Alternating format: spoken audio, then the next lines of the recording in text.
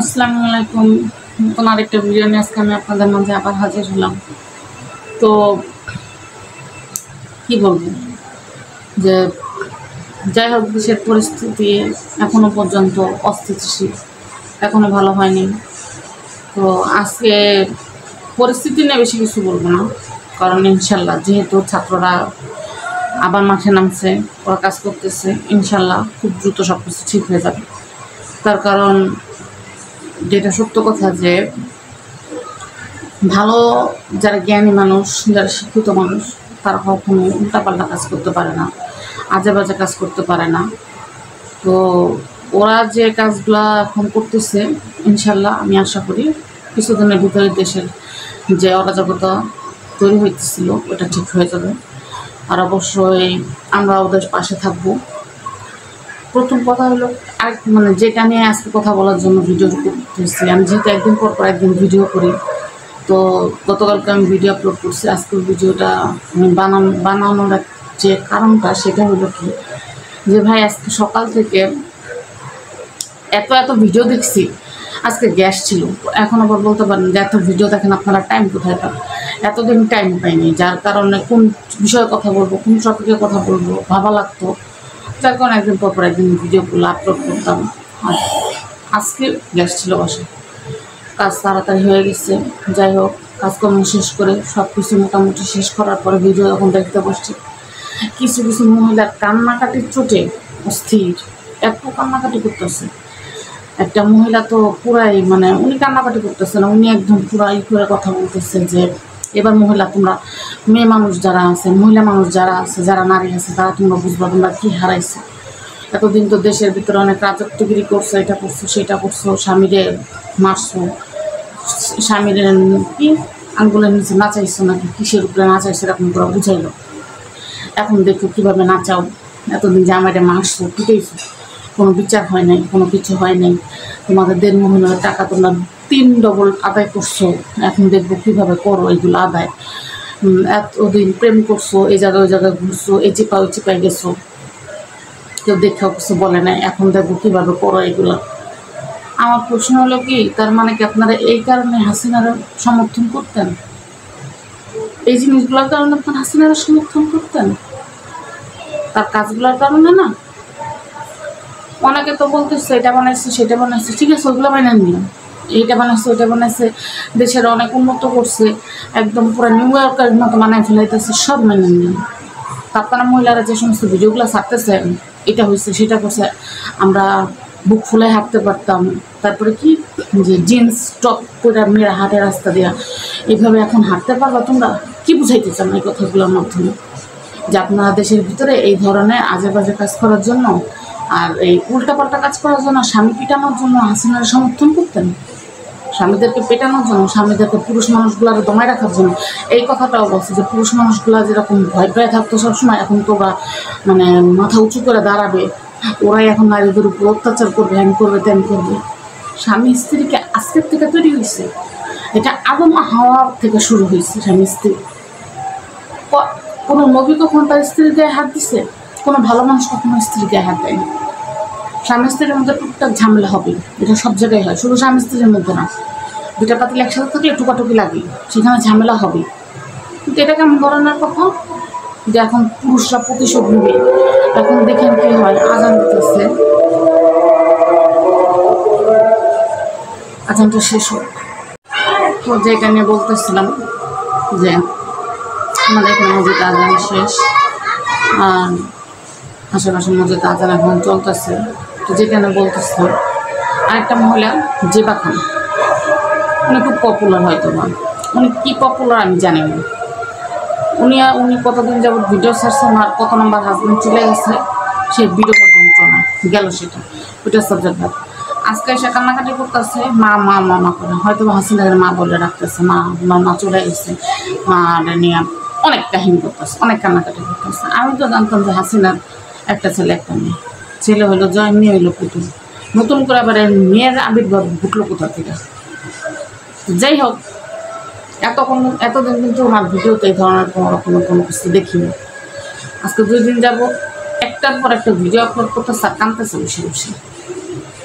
তো ওনার ভিডিওটা দেখার পরে ওই মহিলার ভিডিও দেখে বুঝলাম যে এনাদের কান্নাকাটি করার আসল কারণটা কি। ওনাদের কান্নাকাটি করার আসল কারণটাই হইল যে ওনারা এখন বসে বসে স্বামীকে কেন মারতে পারবো না।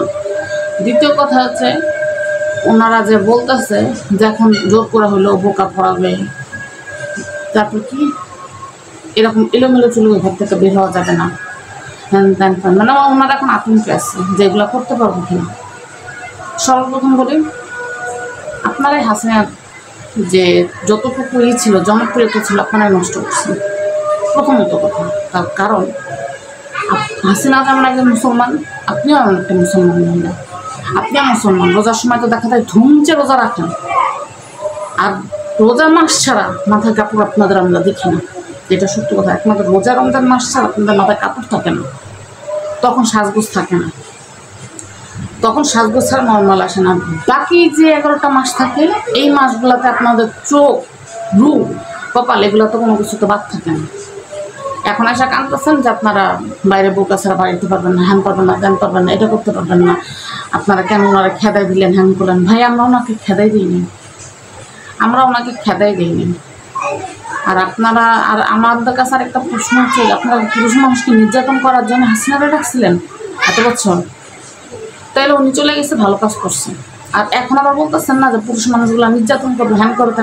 আপনাদের তো উচিতই এটা পুরুষ মানুষগুলো ছেঁচা দেওয়া উচিত, কারণ আপনাদের মতো কিছু কিছু অসভ্য অভদ্র মহিলাদের জন্য আজকে বাংলাদেশের পরিস্থিতি অন্য জায়গায় চলে গেছে।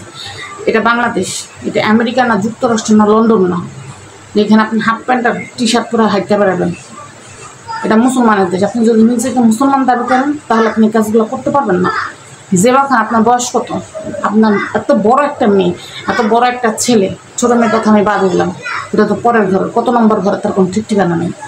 আপনার একটা বিবাহ, আপনার বিয়ে হয়ে গেছে, আপনার মেয়ে অনেক বড় বয়স, আপনার ছেলেও অনেক বড় বয়স, কিন্তু কম না তাদের। আপনি একটা পূর্ণ বয়স্ক মহিলা, আপনি কীভাবে চলাফেরা করেন? আপনি কীভাবে চলাফেরা করেন? একবার মানে এই দিন কিন্তু দিন না। আমাদেরকে যেমন কবরে মাটির নিচে দিতে হবে, আপনার মাটির নিচে দেওয়া লাগবে।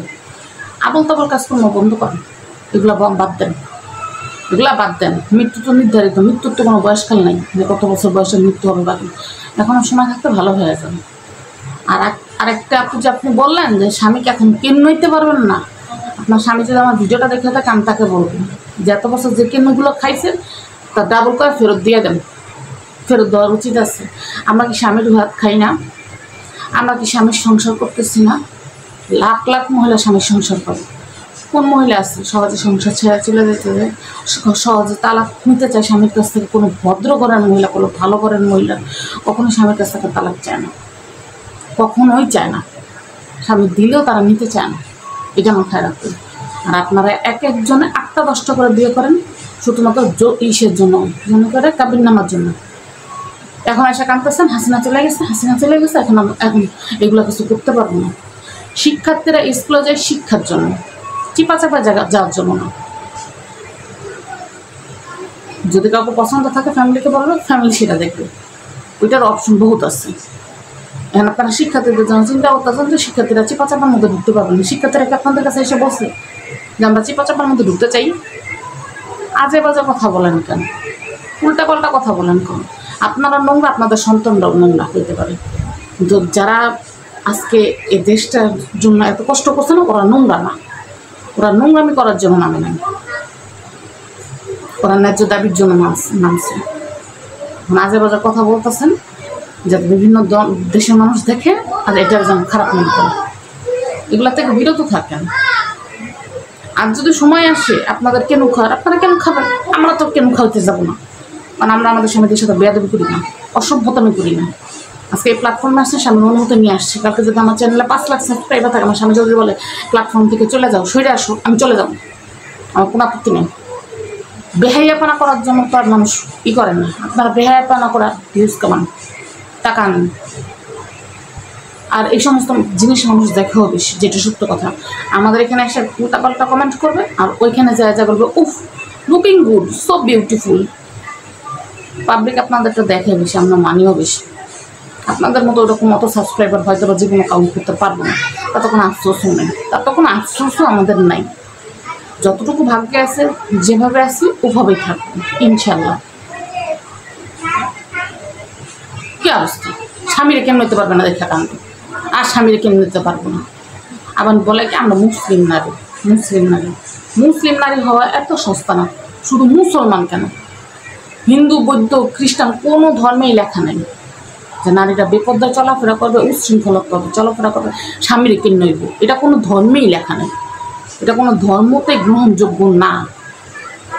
আর আসছেন তো মুসলমান ইয়া করতে।